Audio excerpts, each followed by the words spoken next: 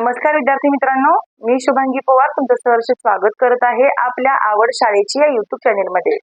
तर बघा, आपण आजच्या व्हिडिओमध्ये पाहणार आहोत की चलाची किंमत कशी काढायची असते। यालाच आपण रेषीय समीकरणे सुद्धा म्हणतो। बघा, जी चल असतात एक्स वाय, मग त्यामध्ये कोणतेही असू दे, m असू दे, n असू दे, मग यामध्ये चल तुम्हाला कोणतेही असू दे। आता जी आपली A to Z अक्षरे असतात त्यामधली कोणतीही अक्षर असू दे त्याला आपण चल असं म्हणतो। आणि त्या चलाच्या किमती कशा काढायच्या तर तुम्हाला ते सांगणार आहे मी आजच्या व्हिडिओमध्ये। तर तुम्हाला एकदम सोप्या टेक्निकने सांगणार आहे की याची आन्सर कशी काढायची असतात। चला तर मग जर चॅनेलवर अजून नवीन असेल तर चॅनेलला सबस्क्राईब करायला विसरू नका आणि व्हिडिओ अजिबात स्किप न करता शेवटपर्यंत नक्की बघा। तर बघा, आता सुरुवातीला आपण एकदम सोपे एक्झाम्पल पाहणार आहोत आणि आपण नंतर थोडीशी मोठी एक्झाम्पल सुद्धा पाहणार आहोत। बघा, तर मग त्यामुळे व्हिडिओ पूर्ण बघायचा आहे। आता इथे आपण एकदम सोपे एक्झाम्पल अगोदर घेतलेले आहेत। जेव्हा प्लस आणि मायनस असतं तेव्हा नेमकं काय करायचं असतं ते आपण आता बघूया। आणि गुणाकार आणि जेव्हा भागाकार असतो तर काय करायचं तर ते सुद्धा आपण पुढे बघणार आहोत। बघा, आता इथे संख्या दिलेल्या आहेत प्लस आणि मायनस मध्ये। 1 + 3 = 7। आता याचं उत्तर कसं काढायचं असतं? आता इथे ही संख्या आहे प्लस मध्ये, बरोबर। आता जेव्हा संख्या इथं प्लस मध्ये असते तेव्हा या संख्येला इकडं नेताना मायनस मध्ये न्यायचं असतं आणि मायनस संख्येला प्लस मध्ये न्यायचं असतं। एकदम सोपं आहे मित्रांनो।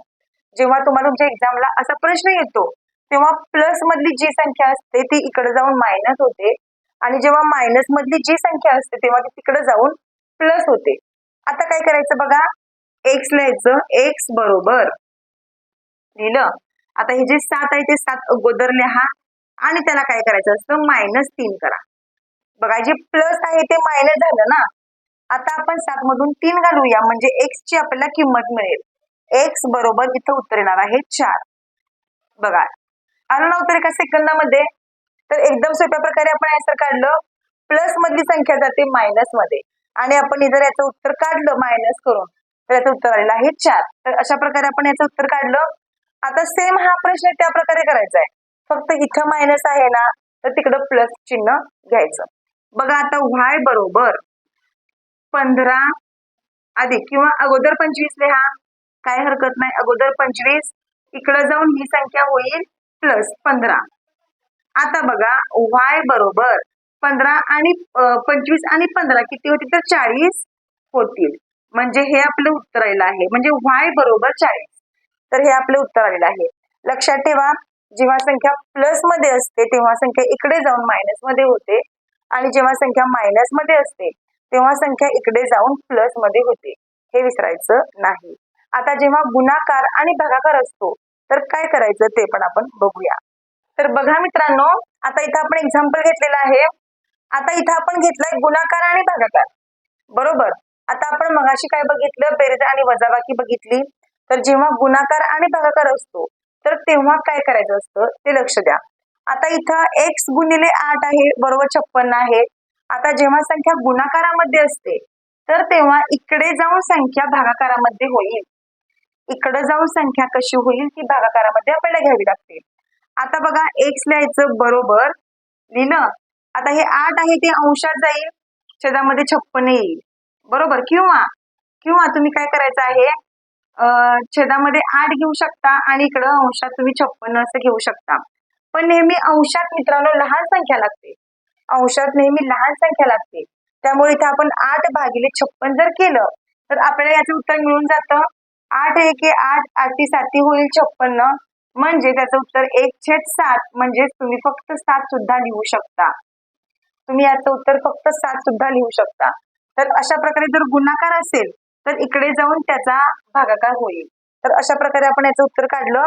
आता इकडे संख्या भागाकारामध्ये आहे, पण लक्षात ठेवा जेव्हा चल असतं ना, ते चल नेहमी अंशात लागतं मित्रांनो। आणि जर चल छेदामध्ये असेल तर त्याला आपण अंशात करून घ्यावं लागतं। 64/y बरोबर 16 असं दिलेलं आहे।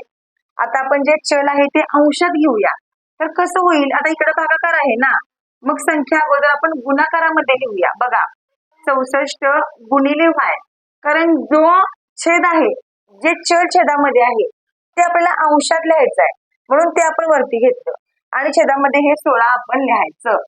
आता बघा, इथं तुम्ही y बरोबर 64 छेद 16 करू शकता. आता या संख्येला भाग घालवा. 16 एके 16, 16 चौक 64 होतील. म्हणजेच y बरोबर 4 हे याचं उत्तर येणार आहे.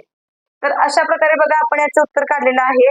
गुणाकार असेल तर काय करायचं आणि भागाकार असेल तर काय करायचं. तर अशा प्रकारे आपण याचं उत्तर काढलेलं आहे. आता आपण प्रश्न पुढचा बघूया. तर बघा जर तुम्हाला एक्झाम्पल या प्रकारचं आलं तर काय करायचं बघा.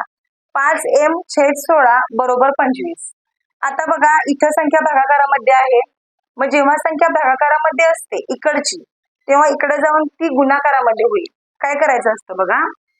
आता आपण 16 गुणिले 25 करा आणि छेदामध्ये हे 5 लिहा.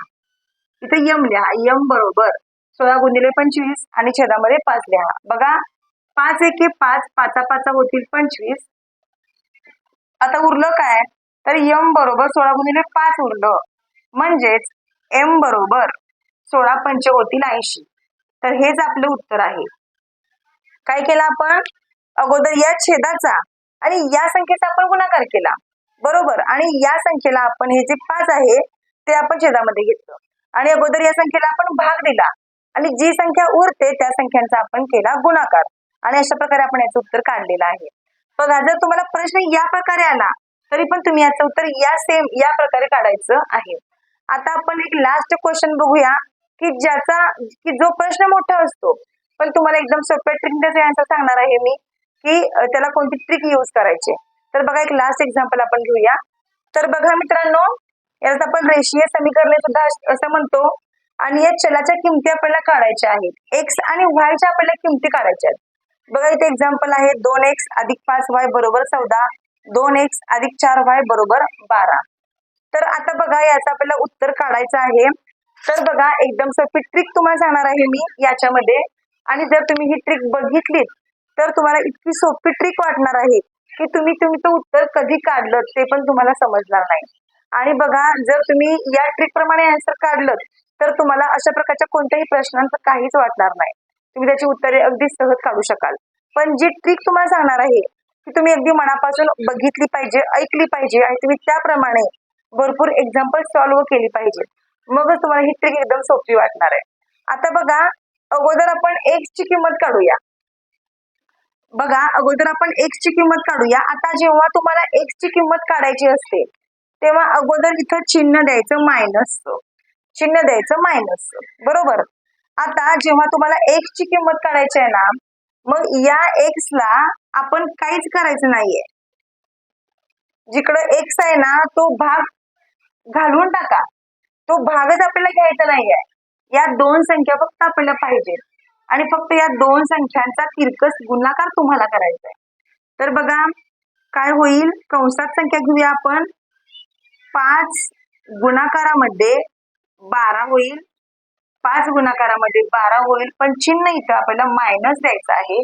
त्याचप्रमाणे 4 गुणाकारामध्ये 14 होईल बरोबर. आणि छेदामध्ये आपल्याला काय करायचं असतं तर छेदामध्ये आपल्याला या दोन्हींचा गुणाकार करायचा असतो. आता आपल्याला x कडे यावं लागेल. जेव्हा छेद तुम्ही काढता तेव्हा आपल्याला x कडे यावं लागेल. बघा यांचाही आपल्याला तिरकस गुणाकार करायचा असतो. 5 दोन्ही 10 होतील आणि मायनस 4 दोन्ही 8 होतील बरोबर. आता यांच्या आपण उत्तर काढूया. आता बघा 12 पंचे 60 होईल वजा इथं वजा चिन्ह द्यायचंच आहे बाहेर. 60 वजा 14 चौक किती होतील तर 14 चौक 56 होतील. 14 चौक 56 होतील आणि 10तून जेव्हा तुम्ही 8 मायनस करता तेव्हा याचं उत्तर 2 येणार आहे. तर आता बघा जेव्हा तुम्ही 60 मधून 56 मायनस करता तेव्हा याचं उत्तर किती येतं 4 येतं आणि 4/2. आता याला आपण संक्षिप्त रूप देऊ शकतो. बघा बे एके बे आणि बे दोन्ही 4 बरोबर. बे एके बे आणि बे दोन्ही 4. आता इथं चिन्ह मायनस मायनस आहे बरोबर. इथं चिन्ह मायनस मायनस आहे. मग मायनस मायनस काय होईल तर प्लस होईल. म्हणजे x बरोबर 2 हे आपलं उत्तर आलेलं आहे. x बरोबर 2 हे आपलं उत्तर आलेलं आहे. आता ही किंमत आपण x ची काढली. आता आपण किंमत y ची काढूया. आता बघा जेव्हा तुम्ही किंमत y ची काढता तेव्हा इथं प्लस चिन्ह राहील बरोबर. इथं प्लस चिन्ह राहील. आता काय करायचं. आता या y ला आपण काय करायचं घ्यायचं नाही. y ला आपण काय करायचं घ्यायचं नाही. आता एक्सच्या किमती आपण घेऊया. 2 बरोबर आपण 12चा गुणाकार करायचा आणि या 2 बरोबर 14चा गुणाकार करायचा. बघा 2 गुणिले 12 इथं पण आपण वजा घ्यायचा आहे. त्याचप्रमाणे परत 2 गुणिले 14 होईल आणि छेदामध्ये काय करायचं असतं बघा, जी मगाशी आपण संख्या घेतली 2, तर ती 2 संख्या आहे अशी छेदामध्ये घ्यायची. तर आता बघा 12 दोन्ही होतील 24 आणि 14 दोन्ही होतील 28. आता बघा जर यांची आपण वजाबाकी केली, तर उत्तर काय येणार? 4 येणार. म्हणजे ऋण 4 उत्तर येणार आणि इथं खाली काय होणार? 2 येणार. म्हणजे बे की बे दोन्ही 4 म्हणजे ऋण 2 हे आपलं उत्तर येणार आहे.